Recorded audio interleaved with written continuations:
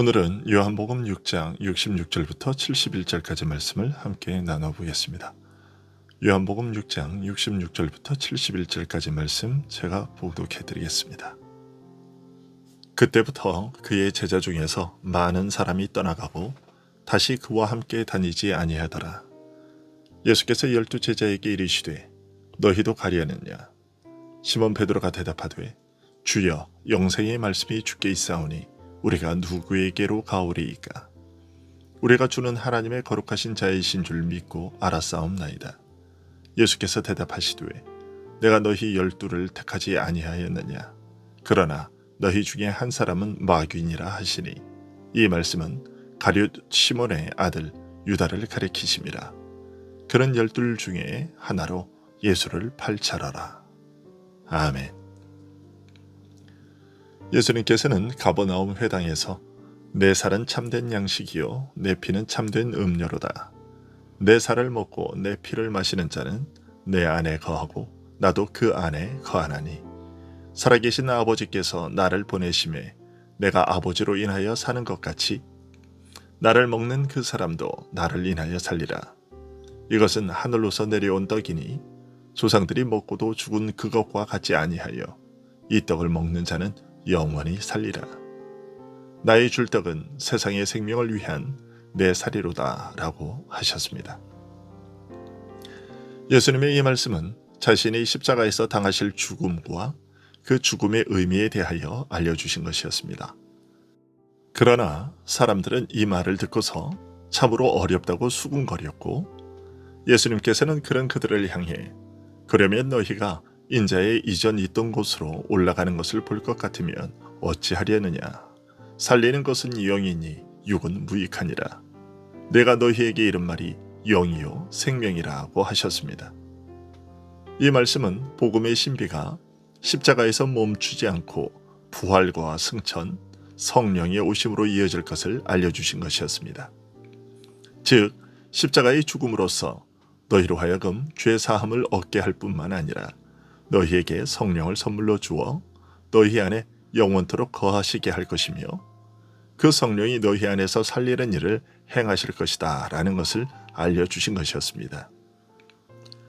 그러나 너희 중에 믿지 아니하는 자들이 있느니라고 또 하셨습니다. 이 말씀은 그토록 열정적으로 그리고 열심히 예수님을 쫓아다닌다고 해서 다 구원을 얻는 것은 아니라는 것을 알려주신 것입니다. 열심과 열정과 헌신에도 불구하고 참 믿음에 이르지 못하면 구원을 얻을 수 없다는 것을 알려주신 것이죠. 그리고 그 이유에 대해 밝히시기를 아버지께서 내게로 오게 하지 않으시면 아무도 올 수 없기 때문이라고 하셨습니다. 다시 말해 내가 믿고 싶다고 해서 그리스도를 믿는 것이 아니고 하나님께서 나로 하여금 예수님을 믿게 해주셔야만 믿게 되어 예수님께로 나아갈 수 있다는 것입니다. 예수님의 이 말씀은 자칫 아주 냉정하게 들릴 수 있습니다.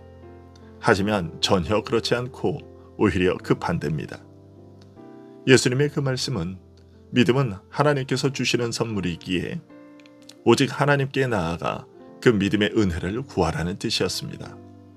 아직까지도 믿지 못했으며 그만큼 쫓아다녀도 믿음의 은혜를 입지 못했다면 이제 그만 포기하라는 뜻이 아니라 믿지 못하는 것을 믿게 하시는 분이 하나님이시니 그에게 꿇어 엎드려 구하라는 뜻이었습니다. 하나님께서 우리를 믿음으로 인도하실 때에는 우리 마음 속에서 믿고자 하는 마음을 불러일으키시기 때문에 믿고 싶은 마음이 생기는 것은 너무나 당연하고 자연스러운 일입니다. 그것이 아무리 미약하고 사소한 것이어도 어설프고 유치한 수준이라 할지라도 내 마음 속에서 일으키시는 그 소원, 즉 믿고 싶은 그 마음을 따라 믿는 것이 옳은 것입니다. 그러면 하나님께서 그 미약한 믿음을 자라게 하시면서 점점 더 분명하고 깊은 믿음에 이르게 하십니다. 그런데 예수님의 말씀을 들은 사람들은 이런 뜻을 이해하지 못하고 내가 믿고자 한다고 해서 믿을 수 있는 것이 아니라고 하니 그냥 포기해버렸습니다. 차라리 무엇을 하면 구원을 얻을 수 있다고 말해 주셨으면 포기하지 않았을 겁니다. 만약 구원 얻기를 진심으로 바라는 자라면 선행이나 희생을 하면 구원을 얻을 수 있다고 알려주면 포기하지 않고 끝까지 해보려고 더욱 노력할 것입니다. 그것이 사람들이 생각하는 일반 정서이고 세상의 거의 모든 종교가 다 그렇게 말합니다. 그래서 사람들은 그런 종교는 거부감 없이 받아들입니다. 자기 스스로 구원에 이를 수 있다고 가르치기 때문에 그렇다면 한번 도전해볼까 하고 생각을 하고 도전하게 되는 것이죠. 그러나 예수님의 말씀대로 나 스스로의 힘으로는 구원에 이를 수 없다고 말하면 절망하고 포기해버리게 됩니다. 66절은 바로 사람들의 그런 모습을 그대로 보여주고 있습니다. 그때부터 그의 제자 중에서 많은 사람이 떠나가고 다시 그와 함께 다니지 아니하더라. 그러나 이처럼 한두 명도 아니고 많은 제자들이 예수님께 등을 돌리고 더 이상 함께 다니지 않게 된 상황에서도 여전히 주를 떠나지 않고 남은 사람들이 있었습니다. 그중 12제자에게 예수님께서 물으셨습니다. 너희도 가려느냐? 이에 베드로가 주여 영생의 말씀이 주께 있사오니 우리가 누구에게로 가오리이까? 라고 반문했습니다. 똑같은 말씀을 들었는데 어째서 이처럼 다른 반응을 보인 것일까요? 그것은 예수님께서 말씀하신 대로 그리고 우리가 그동안 들어서 알고 있는 대로 믿음은 하나님으로부터 주어지는 은혜이기 때문이라고 할 수 있습니다. 그러나 조금 다른 차원에서 말하자면 주님의 말씀을 듣고서 포기한 자들은 결국 끝까지 자신의 가능성을 붙든 자였다고 말할 수 있습니다. 이것이 서로 다른 두 반응 사이의 중요한 차이점입니다. 자기로서는 할 수 없는 이유 때문에 포기했다는 것은 역으로 그 사람은 자기가 할 수 있는 그것만을 끝까지 붙들었다는 뜻이기 때문입니다. 이런 맥락에서 베드로가 고백한 믿음의 성격을 파악해 본다면 베드로의 믿음은 어떤 믿음이었겠습니까? 우선 베드로의 믿음은 자신의 가능성을 붙든 믿음이 아니라는 것을 알 수 있습니다. 만약 자기의 가능성을 붙들었다면 네 스스로 할 수 있는 일이 아니다 라는 말씀을 듣고서 남아 있었을 리가 없기 때문입니다. 베드로는 자신의 가능성 대신에 다른 가능성을 붙든 것이었습니다. 즉 베드로는 믿지 못하는 자를 믿게 하시는 하나님의 능력을 붙들었던 것입니다. 베드로는 자신이 어떻게든 해볼 수 있다고 생각하지 않고 오직 하나님의 능력에 자신들을 맡긴 것이었습니다.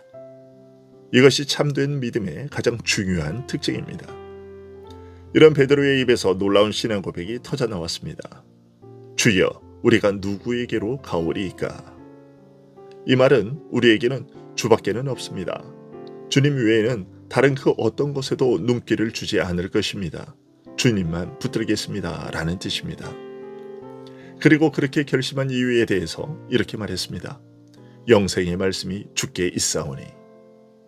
직역하면 주께서 영생의 말씀을 가지고 계심으로 라는 뜻입니다. 주님을 떠난 자들은 주님의 가르침을 듣고서 한결같이 어렵다, 도저히 이해하지 못하겠다 라고 거부했는데 베드로는 그 말씀이 영생에 대하여 가르치시는 말씀이라고 깨달아 안 것입니다. 그리고 자신이 주님에 대하여 알고 믿은 그의 믿음을 구체적으로 이렇게 고백했습니다.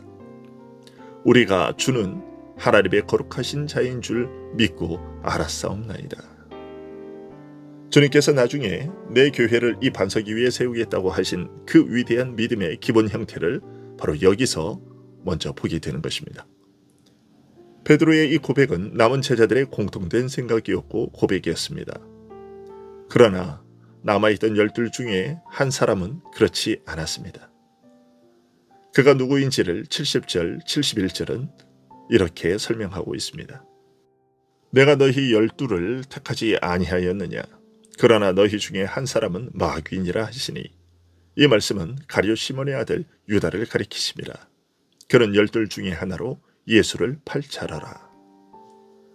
복음의 비밀과 신비 앞에서 많은 사람이 걸려 넘어져서 많은 제자들이 떠나버렸고 심지어 12 사도 중에서도 걸려 넘어진 자가 있었습니다. 베드로가 신앙 고백을 할 때에도 다른 제자들과 함께 동일한 믿음을 가진 것처럼 행세했지만 사실 그 남은 12 중에서도 가룟 유다 한 사람만은 그런 믿음을 갖지 못한 사람이었습니다. 이런 사실은 역으로 내가 입은 믿음의 은혜가 얼마나 크고 귀중한 은혜인지를 알려줍니다. 만일 내가 참으로 주님을 믿는다면, 겨자씨만한 믿음이라도 있다면 그것은 이처럼 수많은 걸림돌과 한계를 극복하고서 사람의 지혜와 능력이 가닿을 수 없는 복음의 비밀과 신비를 알고 경험하게 된 것이고, 이것은 바로 하나님께서 나에게 이루신 이적인 것입니다. 오늘도 우리는 이 이적 가운데서 사는 것입니다. 나에게 이런 놀랍고 신비한 은혜를 베푸신 하나님이 오늘도 나를 버리지 않으시고 나를 인도하실 것은 너무도 자명한 일입니다. 이 사실을 마음에 품고 오늘도 용기를 가지고 살아가는 자들이 될 수 있기를 소원합니다. 기도하겠습니다.